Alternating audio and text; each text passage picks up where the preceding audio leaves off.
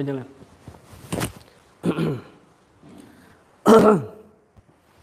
Sini macet ya.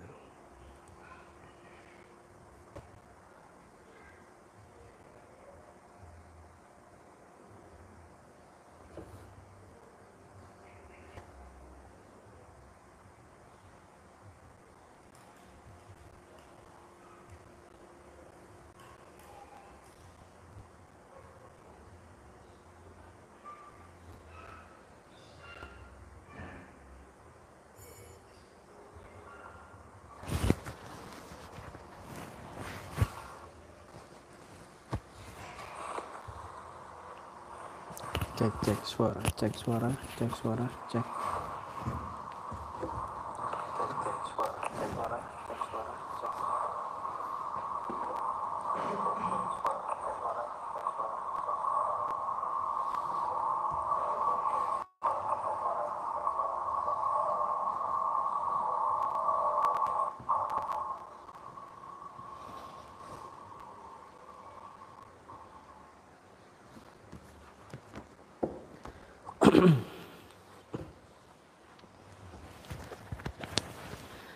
Assalamualaikum warahmatullahi wabarakatuh. Alhamdulillahilladzi hadana li hadza ma kunna linahtadiya laula an hadanallah. Allahumma salli ala sayyidina Muhammadin nabiyyir rahmah wa syafi'il ummah muballighin nubuwwati war risalah. Waj'alna wa ashab ruqyah wa hadhihi al-ummah marzuqina bis-sihhati was-salama wa sa'adah war-rabitah fid din wa dunya wal akhirah wa ala alihi wa sahbihi wa sallim. Rabbi israh li sadri wa yassir li amri wahlul 'uqdatam min lisani yafqahu qawli. Rabbana afriq 'alaina sabra wa tawaffana muslimin. Amma ba'd. Alhamdulillah, sambung kembali pengajian kitab online karya kitab Al-Ittisal Bima'anil Yakin wal Qurbi wa Sa'adati wa Haqiqatil Khilafah karya Al-Habib Al-Allamah Umar bin Muhammad bin Salim bin Hafid ibn Syekh Abi Bakar bin Salim. Dan kita akan juga membahas nanti kitab Al-Fawaidul Mukhtarah Lisaliki Tariqil Akhirah Al-Mustafada min Kalamil Allama Al-Faqih Al-Habib Zain bin Ibrahim bin Sumit yang disusun oleh Al-Habib Ali bin Hasan Baharun. Kita lanjut kepada bab berikutnya. Tetapi kemarin ada sedikit yang belum kita baca, masih pembahasan tentang cahaya. Yang intinya ketika seseorang itu memiliki cahaya batin, cahaya maknawi, maka ibadahnya akan dinilai sangat baik oleh Allah Subhanahu wa taala. Semakin tinggi cahaya batinnya, maka semakin kualitas ibadahnya semakin tinggi di sisi Allah Subhanahu wa taala. Semakin terang dan semakin nampak rahasia-rahasia yang Allah turunkan, yang Allah ciptakan, yang ada di muka bumi ini. Cahaya yang membawa seseorang itu untuk terus semangat beribadah, cahaya yang membawa seseorang itu untuk terus rindu kepada Allah dan Rasul-Nya.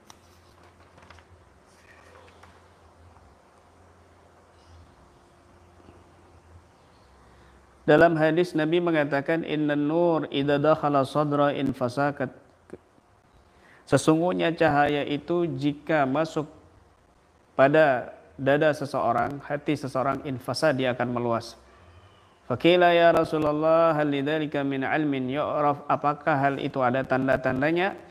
Maka Nabi SAW menjawab, na'am, ya ada. At-tajafi an daril ghurur, yaitu dia menjauh dari dunia yang fana ini, wal inaba ila daril khulud, dan dia semangat kembali kepada kampung yang kekal, yaitu akhirat. Wal isti'dad lil maut qabla nuzulihi, dan mempersiapkan kematian sebelum datangnya kematian. Wa min amsilati kun nur fi qulubis shadiqin, Di antara contoh adanya cahaya di hati seseorang yang shadiq, yang sungguh-sungguh adalah kisah Ummi Kulsum, yaitu kisahnya Ummi Kulsum binti Ali bin Abi Thalib, yaitu putri daripada Ali bin Abi Thalib, wa ibnati Fatimah Az-Zahra, yaitu putrinya Sayyidah Fatimah Az-Zahra. Ceritanya ini adalah ma'az Sayyidina Umar bin Khattab ketika bersama Sayyidina Umar bin Khattab ayyama kanat zaujatan lahu, ketika Ummu Kulsum ini menjadi istri Sayyidina Umar bin Khattab. Faqad tazawwaja Umar bin Khattab Ummu Kulsumin binta Ali bin Abi Thalib. Sayyidina Umar pernah menikahi Ummu Kulsum binti Ali bin Abi Thalib, putri Fatimah Az-Zahra, Sayyidah Fatimah.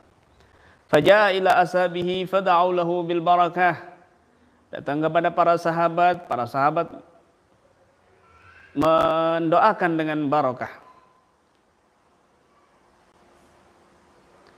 Ini lam atazawad min nasatin bi. Sebenarnya aku menikahi putri Sayyidina Ali bin Abi Thalib ini tidak ada lain walakin sami'tu Rasulullah sallallahu alaihi wasallam yaqul, karena semangat motivasi dari sabda Nabi SAW, inna kulla sababin wa nasabin munqati'un yawmal qiyamah illa sababi wa nasabi wa sihri.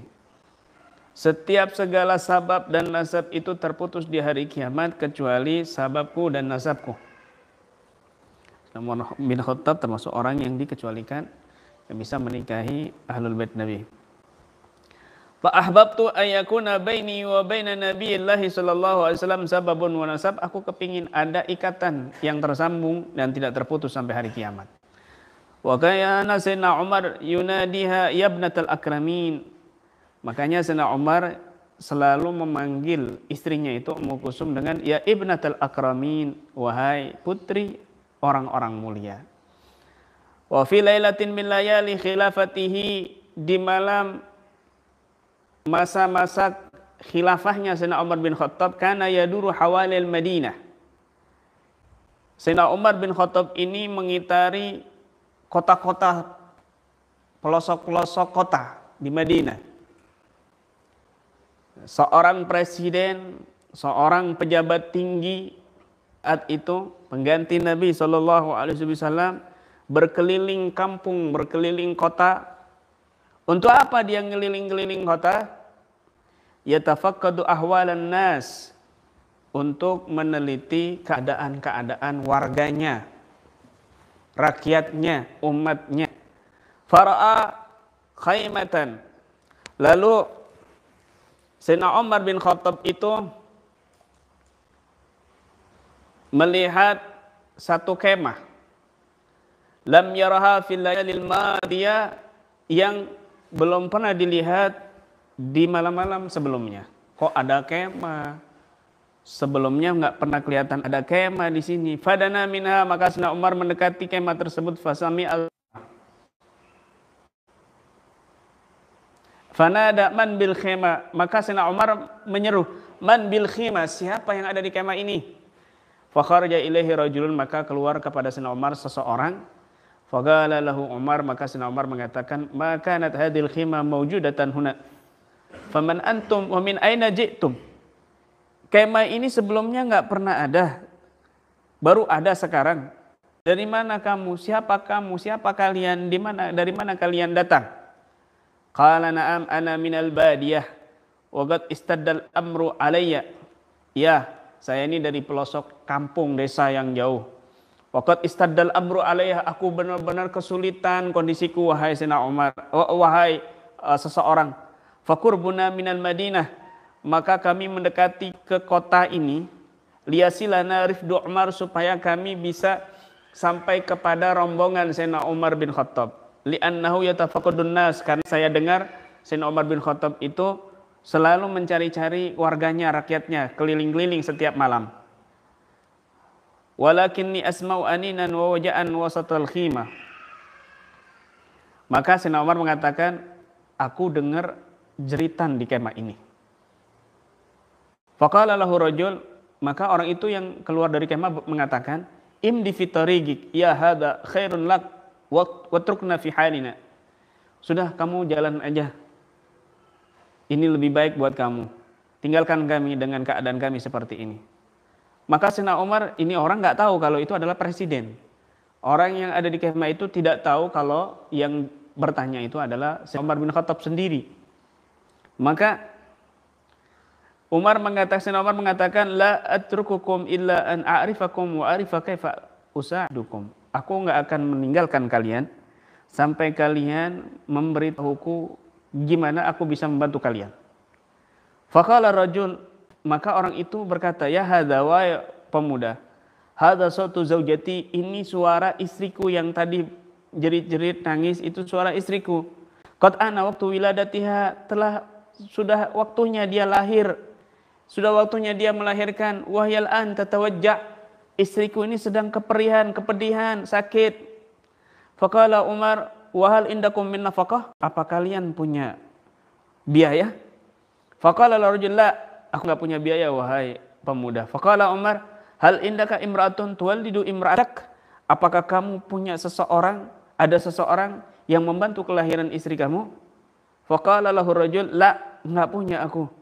Faqala Umar, maka Sayyidina Umar mengatakan, ibqa makanak, tunggu di sini. Tunggu di sini al-an, tunggu di sini sekarang.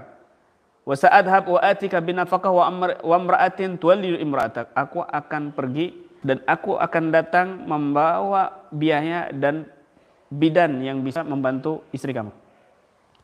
Faja'a ila sayyidatina Ummi Kulsum binti Ali. Maka Sayyidina Umar bin Khattab ini memanggil istrinya sendiri yang tidak lain adalah putrinya Sayyidah Fatimah Az-Zahra, yaitu Ummu Kulsum, putri Sayyidina Ali bin Abi Thalib. Wagala, dan berkata, ya bnatal akramin, wahai putri yang mulia, putri orang-orang mulia. Qalat na'am ya amiral mu'minin, labbaik, dalam wahai amiral mu'minin. Qala halaki fi khairin sagallahu ilaik, wahai wanita yang mulia, putri yang mulia, maukah kamu aku arahkan kepada kebaikan? Wa madak, apa kebaikan itu wahai Amirul Mukminin? Gala imra'atun faqirah wa zawjuha faqir jalasu fi khimatin fi nawahil Madinah. Ada seorang perempuan yang sangat miskin, istrinya juga miskin, fakir. Dia duduk ada di kemah di pinggiran-pinggiran kota. Wa hiya tatawajja'u lil wiladah. Perempuan ini, istrinya ini sedang menjerit kesakitan karena mau melahirkan. Faqalat hadhil mar'ah al-munawwarah, maka berkatalah perempuan yang bercahaya ini, yang ada cahaya di hatinya ini, yaitu Ummu Kulsum, putri Sayyidina Ali bin Abi Thalib, uhibbu an atawalla taulidaha binafsi, aku pingin membantu kelahirannya dengan diriku sendiri. Faqala gumi wa'iddi, kalau gitu sudah, kamu bergerak dan persiapkan semua ma tahtajuhul mar'a indal wiladah, siapkan apa yang dibutuhkan untuk perempuan yang mau melahirkan. Fagamat, maka perempuan istrinya Sayyidina Umar bin Khattab ini berdiri, tu'iddu adawatil wilada, mempersiapkan segala peralatan kelahiran. Wastagala Umar bitaji kidrin wasamanin wadikikin wa ma yataju li tabkhil akli. Tapi Sayyidina Umar sendiri mempersiapkan daging, minyak, dan kompor dan semua kebutuhan untuk memasak. Fahamalat hiya adawatal wiladah, maka istrinya Sayyidina Umar bin Khattab yaitu Ummu Kulsum membawa segala peralatan kelahiran. Wa hamala huwa adawatat tabhi wa kharaja, maka Sayyidina Umar juga mempersiapkan segala peralatan untuk masak, dan mereka keduanya keluar. Faqala Umar lirajul, maka Sayyidina Umar bin Khattab mengatakan kepada orang itu, ukhruj, keluar, wada'il mar'ah tatawalla taulidi imra'atak, tatawalla taulida imra'atik. Ini ada perempuan ini yang bersiap ingin membantu kelahiran istrimu. Keluar. Fakharaja, maka orang itu keluar. Faqala Umar lirajul, maka Sayyidina Umar mengatakan kepada suaminya tadi itu yang ada di kemah, haj li hajaran, carikan aku batu. Fanasaba salasata ahjar, maka mendapatkan 3 batu. Wa aqadan nar, maka Sayyidina Umar membuat api dari batu itu, alal khatab, di atas kayu bakar. Waja'a bil ma, lalu Sayyidina Umar membawakan air, wa wada'ahu waja'a bidakik, dan meletakkannya di atas kayu bakar tadi itu yang sudah ada apinya, kemudian mempersiapkan dagingnya, minyaknya, wajalasa, dan duduk yatbahu, kemudian Sayyidina Umar sendiri memasaknya, wa rajulu sa'iduhu, dan laki-laki ini sa'iduhu membantunya. Falamma gharaba ayantahya minat tabakhi, ketika hampir selesai memasak, selesai matang, hampir matang, kharajat sayyidatuna Ummu Kulsum, maka keluarlah Sayyidah Ummu Kulsum, istrinya Sayyidina Umar bin Khattab, putri daripada Sayyidah Fatimah Az-Zahra, ila inda babil khimah, keluar di depan pintu kemah. Taqul, dan berkata, ya Amirul Mukminin, basyirir rajul, wahai Amirul Mukminin, bahagialah, kasih kabar kepada suaminya, anna imratahu, istrinya ini, waladat bi waladin huwa hiyal an bi afiyah, sudah lahir anaknya dalam keadaan sehat. Falamma sami'a ar-rajul kalimata ya Amirul Mukminin, ketika orang itu mendengar Ummu Kulsum memanggil ya Amirul Mukminin, wahai presiden, fafazi'ah, lalu dia takut, wa ta'akhir, dan mundur. Kaget dia, loh kok presiden yang dipanggil, kok Amirul Mukminin yang dipanggil? Fadhahika Sayyidina Umar bin Khattab, maka Sayyidina Umar bin Khattab ketawa, tersenyum, wa qala uqrub minni, dekat kepadaku sini. Ana Umar bin Khattab, aku adalah Umar bin Khattab yang kamu cari.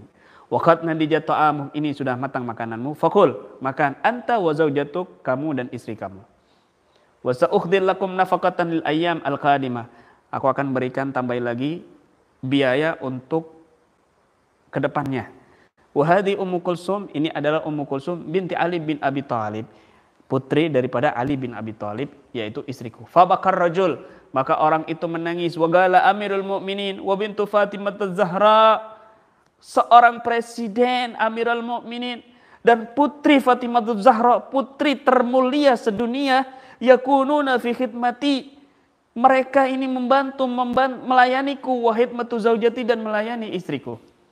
Hakadha rabbahum Rasulullah sallallahu alaihi wasallam, demikianlah tarbiyah, pendidikan dari Nabi sallallahu alaihi wasallam. Wa bin nur alladhi fi qalbil mu'min, maka dengan cahaya yang ada di hati seorang mukmin, yadharu jamalul Islam, akan nampak keindahan Islam, wa yakunu sababan, maka akan menjadi satu sebab lidakwati ghairil muslimin ilal Islam, menjadi satu sebab pendorong atau motivasi atau satu sebab menjadikan dakwah kepada selain muslim untuk masuk ke agama Islam.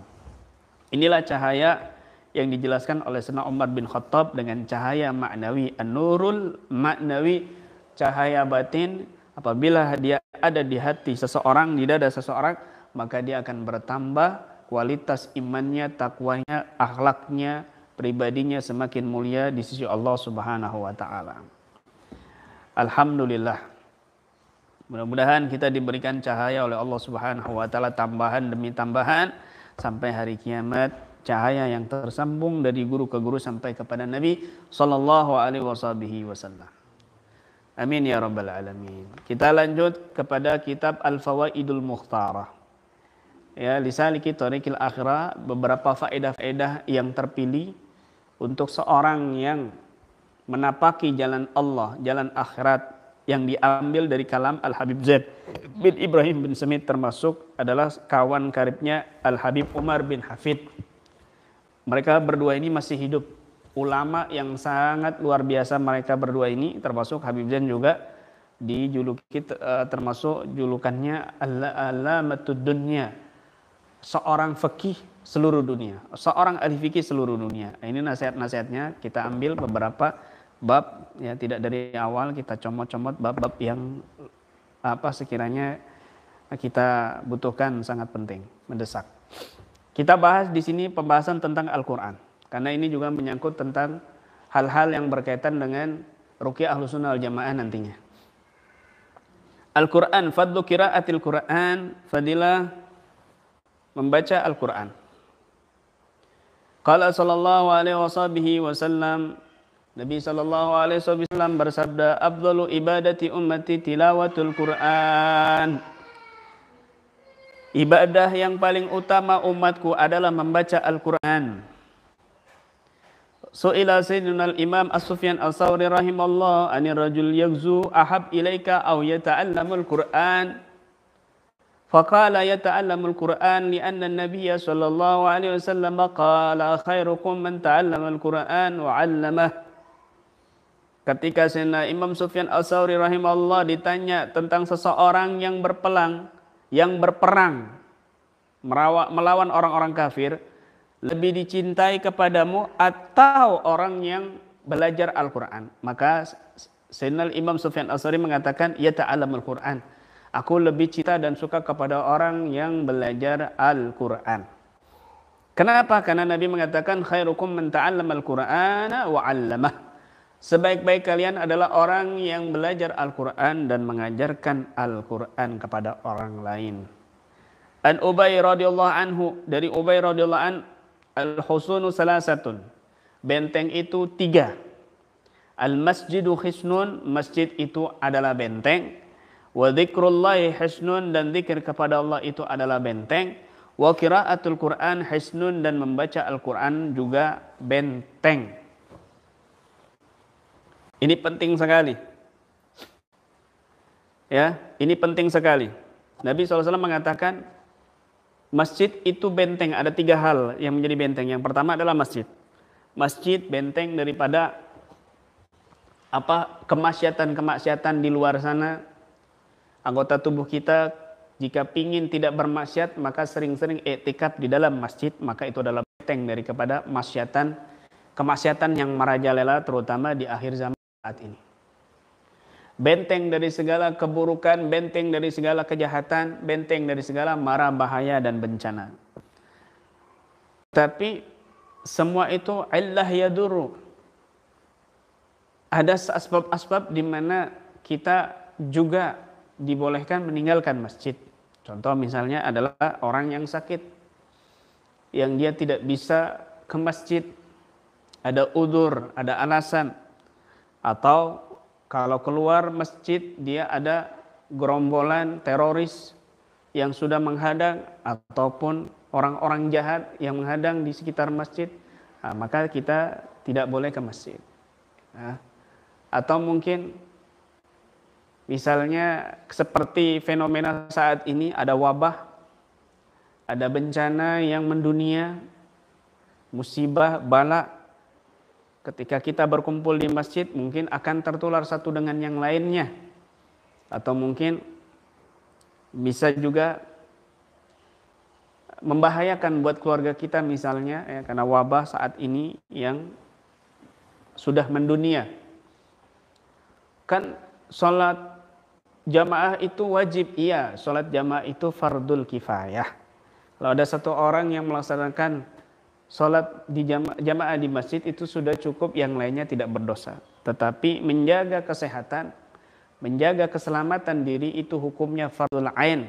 Maka harus mendahulukan fardul ain daripada fardul kifayah. Itu orang yang alim, itu orang yang cerdas. Jangan emosi egois, ya. Jangan puber dalam masalah agama, tetapi berbahaya buat diri dan orang lain. Kemudian zikir itu adalah benteng. Zikir, orang yang berzikir adalah orang yang diingat oleh Allah Subhanahu wa taala. Ketika orang itu diingat oleh Allah Subhanahu wa taala, maka Allah akan menjadi telinganya, menjadi pandangannya, menjadi kakinya, menjadi tangannya, dan insya Allah Allah cukupi dari segala keburukan. Allah jaga dari segala kejahatan, ya. Orang yang ingat kepadaku, maka Allah akan ingat kepadanya, gitu. Kemudian wa qiraatul Quran hisnun, membaca Al-Quran juga benteng. Ya, ini dengarkan baik-baik bagi semua praktisi yang mendengar siaran ini, siaran live ini, ya. Penting sekali. Benteng dengan Quran, dengan membaca Al-Quran, benteng dengan membaca Al-Quran. Benteng dengan membaca Al-Quran ini sangat luar biasa. Kalau panjenengan pingin hafalannya itu kuat, pingin hafalannya itu ceket di otak, di pikiran, di hati, kepingin cepat cepat bisa hafal, nggak gampang lupa, ya, maka sering-seringlah membaca Al-Quran lisanmu. Di pondok pesantren, saya ini banyak hafalan Zubat, hafalan Alfiyah dan lain sebagainya. Tetapi setiap harinya kami hizib dengan Al-Quran, sehingga memperlancar hafalan-hafalan kami. Cepat ngafalin hafalan-hafalan yang lainnya. Luar biasa Al-Quran. Bahkan ada satu penyakit yang di sini banyak praktisi-praktisi ruqyah tertipu. Ada satu gejala kasus di mana banyak praktisi ruqyah tertipu. Ada satu kasus di mana banyak praktisi Ahlus Sunnah wal Jamaah itu tertipu. Kasusnya bagaimana? Begini. Di kitab Faidul Mannan yang juz kedua sudah saya bahas, atau yang pertama, ya, yang pertama sudah saya bahas di sini tentang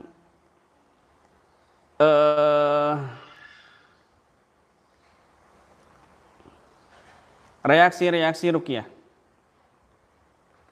Reaksi-reaksi ruqyah. Ada kasus reaksi yang ke-11 yaitu ngomel dan ngoceh. Ini kan ada 3 penyebab.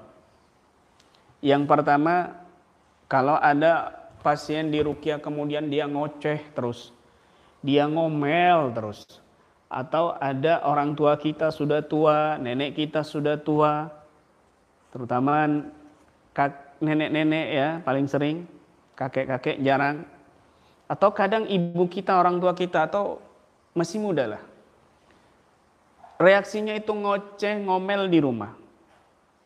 Ini ada 3 penyebab. Ya, di kitab Faidul Mannan ini yang saya tulis juz 1 ini, halaman 30 ini menunjukkan jin benar-benar telah menguasai dirinya atau sudah mendarah daging dengan karakter dan sifat-sifat. Dan tanda mental pasien itu benar-benar telah lemah. Ya. Yang kedua, umumnya jin itu berada dalam pikirannya, dada dan rahang, mulut pasien. Ya. Yang ketiga, ini sering ditemukan yang ketiga. Apa itu? Kasus medis murni, ya, murni medis gangguan sindrom saraf karena faktor usia. Jadi kadang-kadang praktisi meruqyah orang yang ngoceh sudah putus asa. Sudah kami ruqyah kiai tapi tetap masih ada ngoceh-ngoceh, masih teriak-teriak dan lain sebagainya. Apalagi yang harus kami lakukan? Nah, berarti ini kasus yang ketiga, yaitu kasus sindrom otak pikiran. Dalam bahasa medis itu disebut demensia. Penyakit tua, penyakit pikun. Penyakit pikun. Wallahu khalaqakum wa summa yatawaffakum wa minkum man yuraddu ila ardhalil umri. Allah menciptakan kalian, kemudian Allah juga mewafatkan kalian. Di antara kalian ada yang Allah panjangkan usianya sampai seburuk-buruk usia sehingga mengalami hal-hal seperti anak kecil kembali. Dalam surat Yasin, wa man nu'ammirhu nunakkishu fil khalqi afala yaqilun. Wa man nu'ammirhu nunakkishu fil khalq. Orang yang kami panjangkan usianya, nunakkishu fil khalqi, aku balikkan di dalam kepribadian ciptaannya. Jadi orang kalau sudah tua, paling banyak mereka itu pikun lupa. Perbuatan jadi anak-anak kecil lagi. Bayi lagi. Kembali seperti bayi. Ya. Penyakit demensia ini gejala-gejala awalnya tuh sering lupa. Sering lupa, awal-awalnya sering lupa. Sholat kadang juga lupa rokaatnya. Itu. Nanti tambah parah lupanya. Sudah makan bilangnya belum makan. Ya. Kalau gembul nggak mungkin lupa makan. Pasti ingat kan begitu. Pasti ingat. Sudah mandi bilangnya belum mandi. Itu. Ya. Sudah nikah belum nikah. Sudah nikah, sudah kawin tapi ngakunya belum kawin. Ini lupa atau mungkin pura-pura lupa. Kan begitu. Kemudian semakin banyak kasusnya, semakin gejalanya semakin meningkat, sampai-sampai dia kesulitan mengenali benda-benda di sekitarnya. Mana sapu, mana kayu, mana piring, mana pisau. Lupa. Ini penyakit ardalul umur. Penyakit tua. Atau mungkin kesulitan dia melakukan hal-hal sepele. Mendinginkan setrika, setrikanya ditaruh di kulkas supaya dingin. Ya. Atau mungkin bisa juga dia beraknya di ember bukan di WC. Nah. Atau dia kesulitan memakai pakaian. Kesulitan.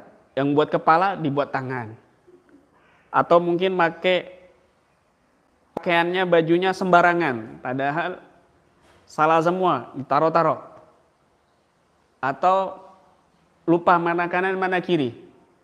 Bahkan mana kiblat, mana timur. Jadi kadang-kadang sholatnya ngadep timur, kadang-kadang sholatnya ngadep utara. Ini sudah tingkat parah. Kesulitan sampai mungkin nanti dia depresi, halusinasi, terasi gitu. Pokoknya efek puasa. Makanan sebut semua sudah. Maka lama-kelamaan dia akan terdiam di ranjang, tetapi emosinya tidak bisa dikontrol, akhirnya marah-marah. Ngomel-ngomel, marah-marah.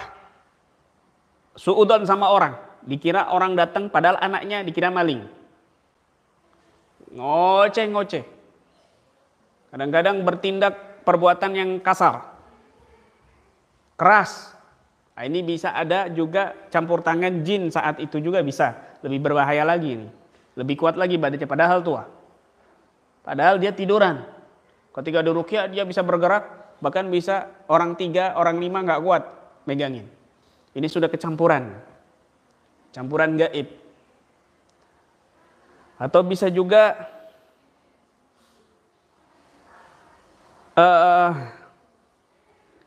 dia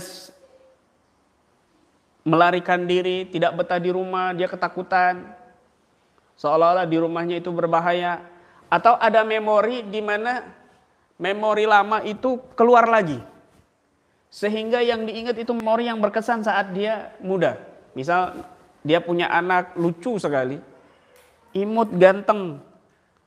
Dia ingat nak sekolah, ayo ini.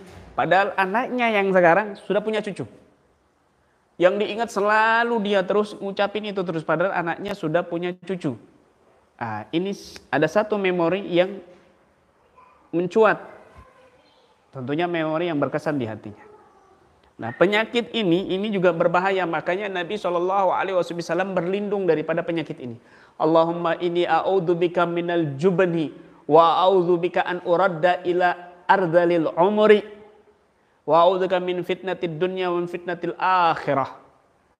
Nabi berlindung daripada penyakit jangan sampai masuk kepada usia serendah-rendahnya usia, sehina-hinanya usia.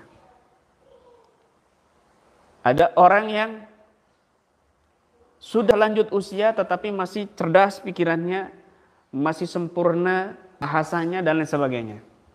Ini orang-orang tertentu, mereka adalah orang-orang yang membiasakan membaca Al-Quran. Kata sahabat, man qara al-Quran lam tasir bihadhil halah. Man qara al-Quran lam tasir bihadhil halah. Man qara al-Quran lam yasir bihadhil halah. Barang siapa yang membaca Al-Quran, maka dia tidak akan bisa menjadi keadaan seperti itu. Rutinkan membaca Al-Quran. Nah, makanya biasanya orang-orang yang kena penyakit demensia, mereka orang-orang yang cerewet. Di masa mudanya bawel, cerewet. Nah, tentunya orang-orang yang cerewet, bawel itu menunjukkan hati yang lemah. Hati yang lemah nih. Makanya sering terjadi pikun. teriak-teriak ngoceh-ngoceh itu nenek-nenek bukan kakek-kakek. Sedikit secara tajribiyah, ruqyah, secara rihlah syifaiyah yang kami jumpai kasus-kasusnya itu kebanyakan mereka terjadi kepada perempuan nenek-nenek. Ngoceh-ngoceh ngomel-ngomel. Ini menunjukkan mentalnya lemah. Psikisnya lemah. Ya, hati-hati. Biasanya masa mudanya itu dia cerewet. Masa mudanya dulu dia tuh orang-orang yang hatinya itu lemah kepada Allah. Nah, ciri-ciri hati yang lemah, diperhatikan para perempuan dan juga yang lainnya. Ciri-ciri hati yang lemah. Yang pertama, ya, ciri-ciri hati yang lemah kepada Allah. Yang pertama, kalau ada problematika hidup, dia bicarakan ke orang lain untuk mencari simpati orang lain kepadanya. Dia cari kasihan orang lain kepadanya. Dicerita masalahnya itu, saya ini apes hidup saya ini. Udah suami nggak kerja, saya yang kerja, saya yang ngidupin anak banyak begini, sengsara saya difitnah. Dia cerita ke orang lain masalah problematika hidupnya. Apalagi semua problem hidupnya diceritakan ke orang lain. Ini menunjukkan orang yang hatinya lemah. Berbahaya nanti kalau sudah tua ini. Ini bisa penyakit demensia ini, penyakit tua ini juga bahaya sekali. Kenapa? Juga membahayakan untuk orang lain. Apa ya? Mengganggu ketenangan orang lain. Ngoceh-ngoceh, teriak-teriak, tetangga kanan kirinya nggak bisa tidur. Ngoceh-ngoceh, wah. Akhirnya banyak, kalau di Jepang ditaruh di panti jompo. Bahkan malah ada yang menyediakan bunuh diri, tempat ruangan bunuh diri. Diracun atau ditembak. Nenek-nenek yang sudah tua, bahkan ada lagi dibuang ke hutan. Dibiarkan ke hutan, mati sendiri, dimakan serigala, apa dimakan macan dan lain sebagainya. Kenapa? Karena mereka sudah kewalahan, capek. Padahal di Islam kita tetap harus bersabar dan itu kesempatan kita untuk berbakti kepada kedua orang tua kita. Meskipun itu salah orang tua kita dulu masih.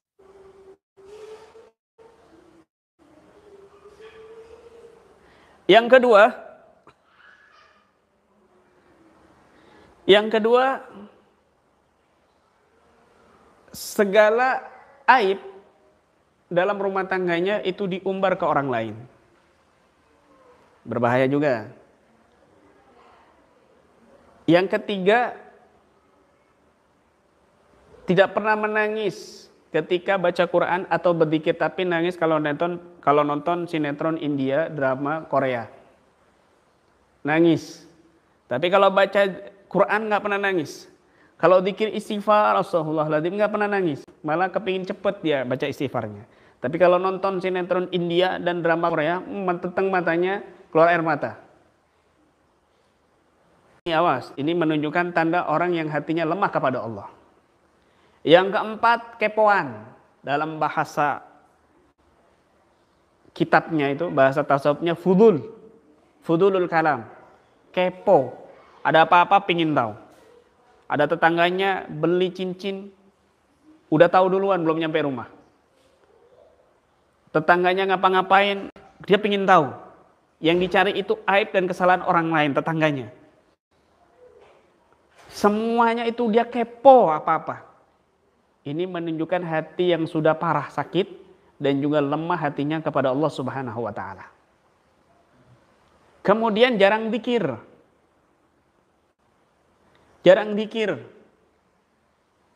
Dan dia jarang berdoa kepada Allah Subhanahu wa taala dengan khusyuk. Nah, semua ini bisa dihilangkan dengan olah hati, terapi jasmani dan olah hati. Olah hati. Idza saluhat sairul jasad wa idza fasadat sairul jasad kullu. Kalau hati ini sehat, anggota tubuh sehat. Kalau hati ini sakit, tubuhmu juga sakit.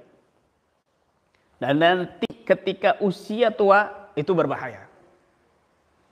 Salah satunya penyakit demensia atau penyakit pikun. Dan pikun itu bukan gejalanya pikun aja, bisa yang lain. Bisa seperti tadi itu. Makanya perempuan, ya, nasihat buat praktisi perempuan dan semuanya yang mendengarkan pengajian online ini. Kuatkan mulai dari sekarang hatimu kepada Allah Subhanahu wa taala. Serahkan segala usaha apapun untuk kehidupanmu itu, serahkan hatimu dulu kepada Allah Subhanahu wa taala. Titipkan hatimu itu dulu kepada Allah Subhanahu wa taala. Kalau kamu sudah titipkan hatimu kepada pikiranmu, kenapa? Karena kamu fokus kepada Allah Subhanahu wa taala. Fokus kepada usahamu. Usahamu yang benar sesuai syariat Islam. Begitu. Maka orang-orang yang hatinya tenang kepada Allah, maka dia insya Allah hidupnya tenang. Sering ingat kepada Allah, ada apapun masalahnya ingat kepada Allah. Itu zikir. Alladzina tatma'innul qulub, ala bi dzikrillahi tatma'innul qulub, ala bi dzikrillahi tatma'innul qulub. Ketahuilah dengan zikir kepada Allah, ingat kepada Allah, hati akan tenang. Hati akan tenang. Bukan dikit tapi nggak tahu maknanya, tapi nggak tenang hatinya, bukan begitu. Ada masalah apapun dia ingat Allah. Ada salah sedikit, masalah problematika sedikit, sekecil apapun dia ingat Allah. Ini namanya zikir, ingat kepada Allah Subhanahu wa taala. Bukan cuma sekadar di lisan, tetapi di perbuatan. Di perbuatan, apapun yang terjadi dia ingat kepada Allah Subhanahu wa taala, maka ini hati yang kuat kepada Allah dan akan dihindari dari segala penyakit yang seperti ini. Ini berbahaya, ya. Perlu dipahami itu. Inilah yang dikatakan bahwa qiraatul Quran hisnun, membaca Al-Quran adalah benteng. Ini kesempatan kita di bulan Ramadan untuk membaca Al-Quran.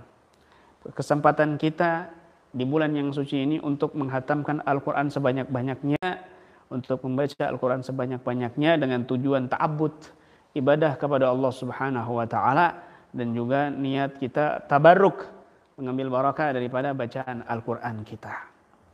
Ya, insyaallah kita akan sambung besok di jam yang sama, jam 2, dengan kitab Habib Umar bin Hafid, ya, kitab Habib Ali Baharun dari kalam nasihat Habib Zain bin Ibrahim bin Semit, dan kitab-kitab yang lainnya insyaallah akan kita bahas satu persatu, dan sekiranya sesuai dengan kondisi ataupun momen, kita akan bahas kondisi secara aktualnya. Mudah-mudahan bermanfaat untuk kita semuanya dan untuk saya pribadi. Dan salam santun, tetap jaga kesehatan, tetap di rumah saja dengan segala aktivitas yang kamu bisa lakukan yang bermanfaat. Mungkin ada di antara kamu yang intelektualnya tinggi dalam bidang agama, bisa kamu buat kitab, bisa kamu buat buku, sehingga nanti bermanfaat ketika sudah keluar dari pandemik ini. Kamu punya karya-karya yang bermanfaat untuk orang lain, mengarang kitab, mengarang buku, ataupun kamu ada ini inspirasi yang keluar menciptakan satu hal yang bermanfaat untuk dirimu dan orang lain di sekitarmu, dan lain sebagainya. Demikian yang bisa saya sampaikan, kurang lebihnya saya mohon maaf. Usikum wa nafsi bitaqwallah, wabillahi taufiq wal hidayah, wa ridha wal inayah. Ila liqa wal afa minkum, summa assalamu alaikum warahmatullahi wabarakatuh. Sini.